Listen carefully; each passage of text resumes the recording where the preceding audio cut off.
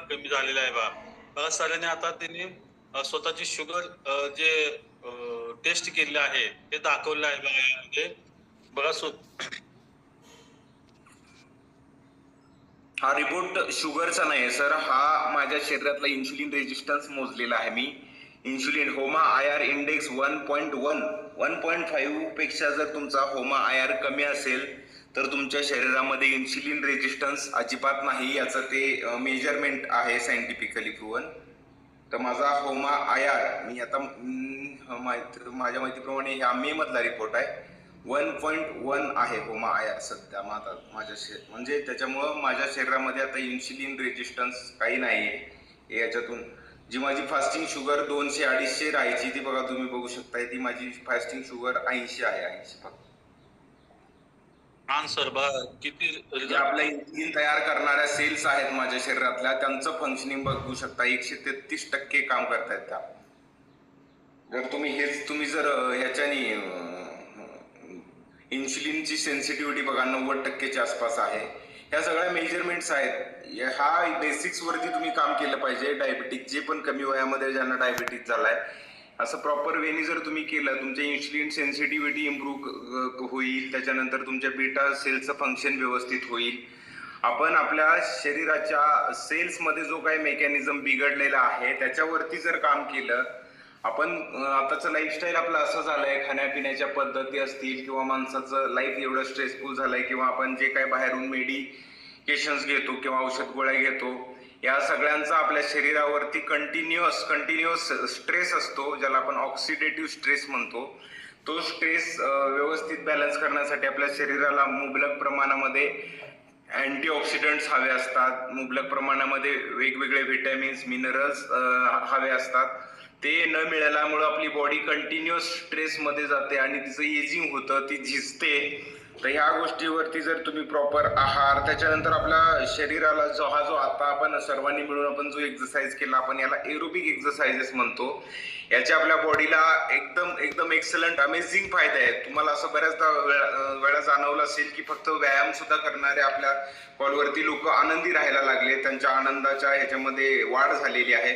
तर याला सगळ्या गोष्टीला सायंटिफिक कारण आहे. तुम्ही जेव्हा हा एरोबिक एक्सरसाइज करता, डॉक्टर कुमेत कुपर नावाचे अमेरिकेचे एक डॉक्टर आहेत, त्यांनी ह्या एरोबिक एक्सरसाइजेसचा शोध लावलाय. त्यांनी एरोबिक एक्सरसाइजेसचं महत्व खूप मोठं पुस्तक लिहिलेलं आहे. त्याचे असंख्य फायदे आहेत. त्यामुळे एक्सरसाइज असेल, हे न्यूट्रिशन असेल, सगळ्या विटॅमिन्स आणि मिनरल्स युक्त या सगळ्याचे आपल्या शरीरावरती अमेझिंग असे बेनिफिट्स होतात. त्यामुळं हे सगळं शक्य होते. खूप छान सर, खूप छान असं खाली बसणाऱ्या लोकांना हे काम करणं म्हणजे या सर्वांना आहे. कारण याचं कारणच काय तर आपल्याला लाईफस्टाईल, आपली स्वतःची लाईफस्टाईल प्लस आपलं खानपान आणि व्यायामाचा अभाव, या सर्व गोष्टीमुळे आपले हा जो आपलं जो शुगर डिटेक्ट होते, आपले जे काय आपले वेलनेसचे किंवा लाईफस्टाईलचे जे आपण 5 पिलर म्हणतो, जे आपल्या या फॅमिलीमध्ये ज्यांच्यावरती काम होतं ते खूप महत्वाचे आहेत. एक्सरसाइज आहे, त्याच्यानंतर तुमचं न्यूट्रिशन इनटेक किंवा डाएट प्लॅन आहे, त्याच्यानंतर प्रॉपर वॉटर इनटेक आहे, त्याच्यानंतर प्रॉपर स्लीप. आणि स्लीप एवढी महत्वाची आहे की तुमच्या बॉडीला जेवढं अन्न महत्वाचं आहे, पाणी महत्वाचं आहे, तेवढीच व्यवस्थित झोप होणं गरजेचं आहे. कारण झोपेमधून तुमच्या प्रत्येक बॉडीची सेल रिसेट झाली पाहिजे, रिकवर झाली पाहिजे आणि उद्याचं काम करण्यासाठी ती परत तयार झाली पाहिजे. तर आत्ताच आपले ग्रेट कोच म्हणजे माझे कोच दौले सर आता थोड्या वेळामध्ये स्लीप आणि रिकव्हरी या विषयावरती, science of sleep and recovery या विषयावरती थोड्या वेळात आपल्याला मार्गदर्शन करणार आहेत. ती कंटिन्युअस स्ट्रेस मध्ये राहते. बरोबर सर, की म्हणजे आपण जे वजन आहे आपल्या शरीरात उंचीनुसार आपल्या शरीराचं जेवढं पाहिजे तेवढंच पाहिजे असतं, पण त्याच्यापेक्षा जास्त झाल्यानंतर आपल्याला त्याचा खूप त्रास होत असतो. तसं तुम्ही उदाहरण दिलं की बिल्डिंगचं 2 मजली इमारत पाया खोदत असताना त्याच्यावर जर आपण जर 4-5 मजली झालं तर ते त्या इमारतीला किंवा त्या पायाला ते सोसणार नाही.